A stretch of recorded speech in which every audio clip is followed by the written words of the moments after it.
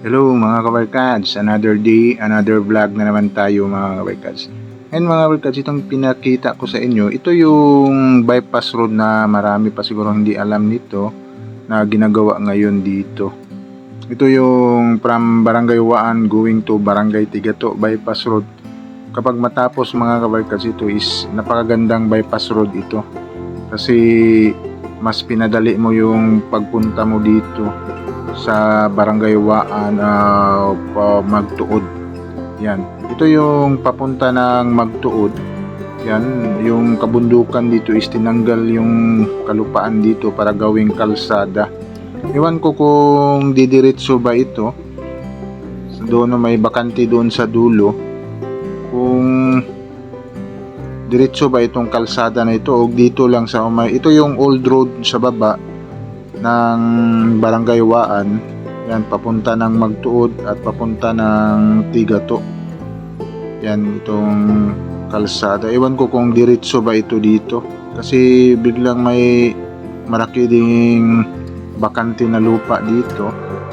Yan, siguro mas matagalan pa ito. Kaya itong kalsada na ito, kung diretsoin ito, diretso talaga ito ng sentro ng Magtuod. Yan, itong kalsada ito. Pero marami pang tatrabahoin dyan, parang may mga bangin-bangin pa dyan. Siguro ito lang importante dito mga kabarkads, ito madiretso siya dito. Yan o, itong kalsada yan, ito yung kalsada, yung diretso nito is yun yung papunta ng Twin Tunnel Project. Ito yung project dito na binutasan yung kabundukan. Yung sa right side natin is yun papunta ng Magtuod, papunta ka ng Maa Diversion Road. Yan, napakalaking gandang project ito mga kabarkads. Yan o, parang naka-clearing na dito. Doon sa dulo is kikita natin yung bridge doon. Nandito tayo sa Magtuod mga kabarkads. Yan, papuntahan natin yung project dito na ginawa dito sa Barangay Waan to going to Barangay Tigato. Yan, isang magandang project din ito mga kabarkads. Pero itong daanan dito mga kabarkas, sirang-sira itong daanan. Hope na makita ito ng DPWH kasi grabe yung sira ng madaanan man siya, pero maraming hindi dadaan dito sa left side, sa right side lahat dadaan itong mga kasi nagka-crack ito pababa kasi ito mga kabarkads, maraming mga crack na simento.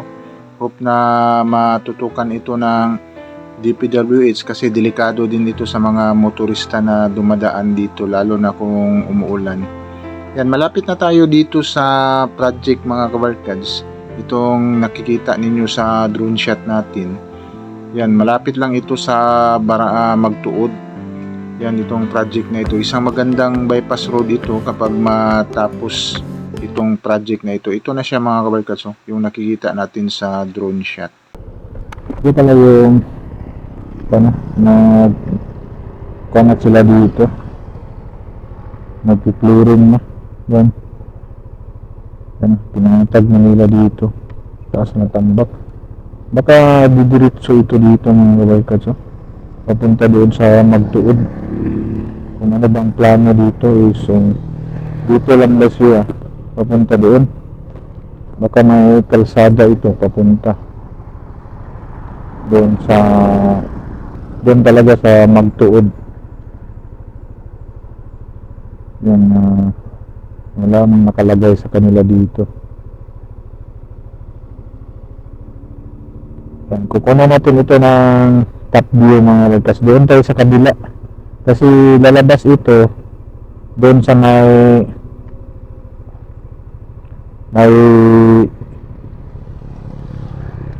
yan,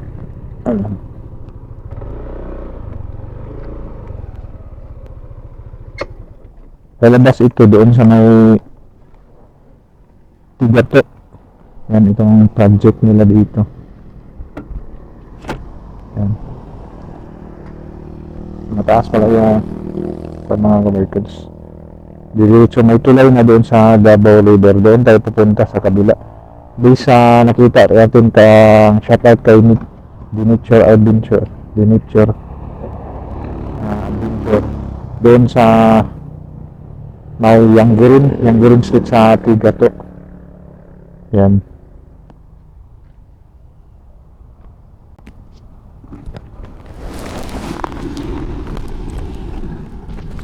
Yan mga workers, dito tayo sa isang bypass road dito sa may Barangay Waan. Ito yung Barangay Waan, papunta doon, siyempre. At ito yung sa Magtuod. Yan. Ito na yung bypass road dito mga workers na ginagawa ngayon. Isa nakita natin dito sa kanilang yung contractor nito is Dririts Builders. Yan. Nag-start niya siya katong March 24, mahuman og November 16 na nalapas na. Target ni completion. Yan. Pupunta tayo doon sa kabila mga kabarkas, doon sa mga Tigato. Yung talagang lalabasan nito from Tigato going kay Barangay Waan. Pupunan natin ng top view doon.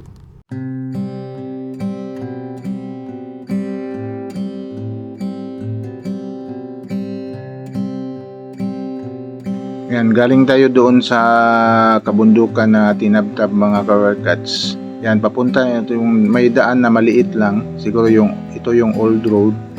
Tapos may tulay na ginawa dito na 2 lanes. Hindi lang gaano kalaki na itong tulay nito, 2 lanes lang kasi isang bypass road lang ito. Malaking tulong na rin ito. Itong kalsada na baybayin natin dito mga guys, ito na yung papunta ng Barangay Tigato.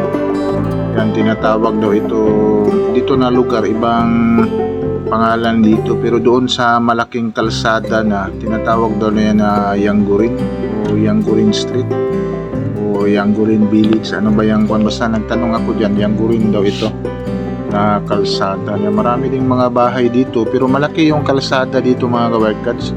Preparasyon na talaga sa bypass road pero hindi pa talaga buo. Kapag malapit ka na sa tulay is may maliit pa na kalsada yung barangay road. Pero itong kalsada na ito mga kabarkads, yung nakikita natin is napakalaking kalsada na yan mga kabarkads. 2 lanes na standard talaga, malaki yung kalsada. Yan yung dadaanan natin kasi from Barangay Waan tayo, iikot tayo para dadaan dyan sa may tinatawag nila na Flying Bee na gasolinahan dyan sa Barangay Tigato. Ito yung kalsada. Mga workers, nandito tayo sa Barangay Tigato. Hanapin natin yung kalsada doon, yung kanina na pinunta natin sa Barangay Waan. Kung saan yung dadaan. May gasolinahan daw yung Flying Bee.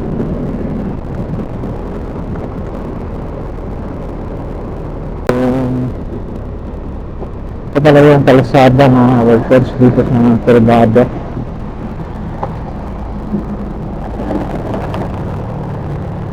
Ito pala yung malaking kalsada dito. Ito yung sound mga kabarkas, itong Flying Bee.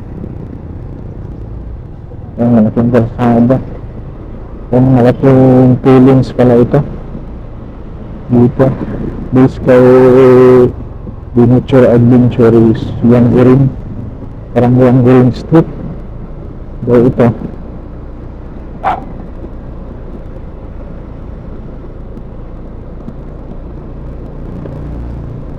Malapad yung kalsada dito mga kabarkas. Ready na pala dito.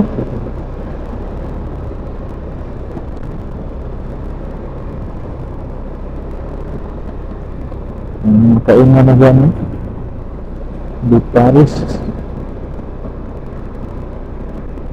boarding school. Marami na pala ng dito mga work, nabibilip na pala dito. Doon naman talaga ang tulang doon yung sa mga Barangay Waan, yung kabibitan dito na pinanggal kasi itong kalsada 2 lanes, dinagdagan ng isang extension. Malapad siya mga workers, maraming maging alamanan ng binigay ito ang 4 lanes. So ang lapad ng mga workers, mga kalsada dito.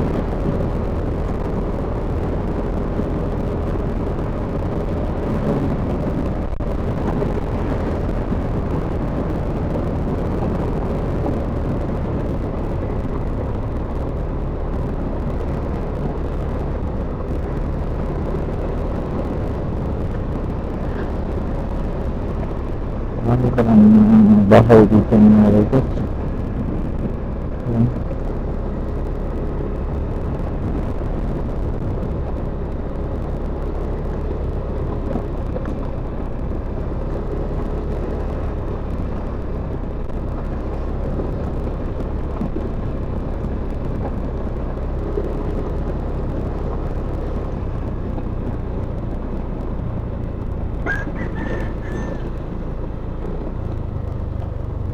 Hanggang dito lang yung kalsada ng robots, hindi pa tapos. Papunta ng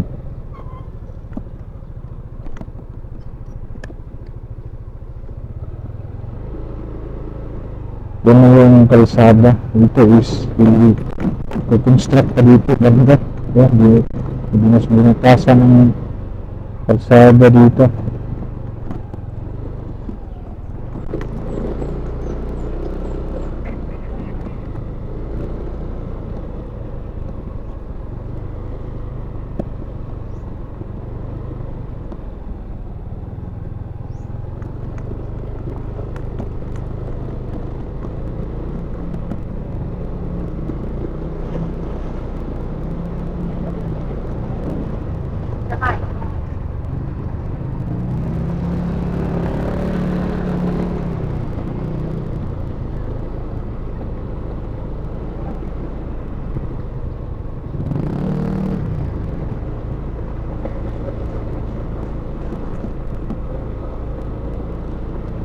Nandito mga robots is under construction pa dito na kalsada. Hindi pa talaga na buo dito.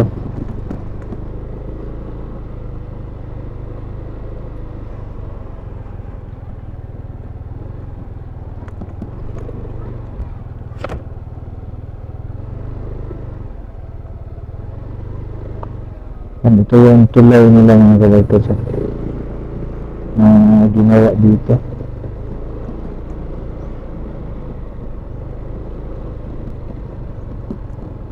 Ikatin natin.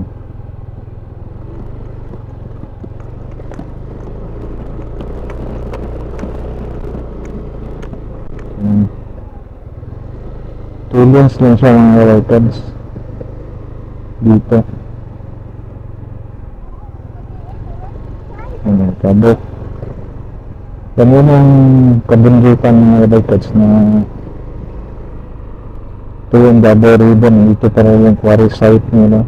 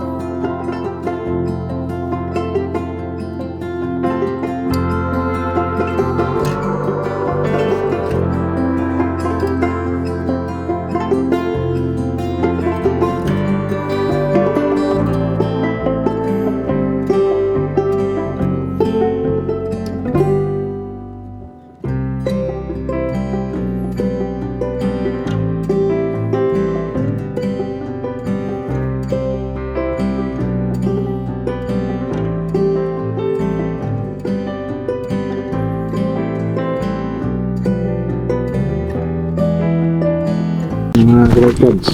Yan, nandito tayo sa tulay na ginagawa dito sa Davao River. Parang matagal na ito natapos eh. May mga under construction pa doon banda.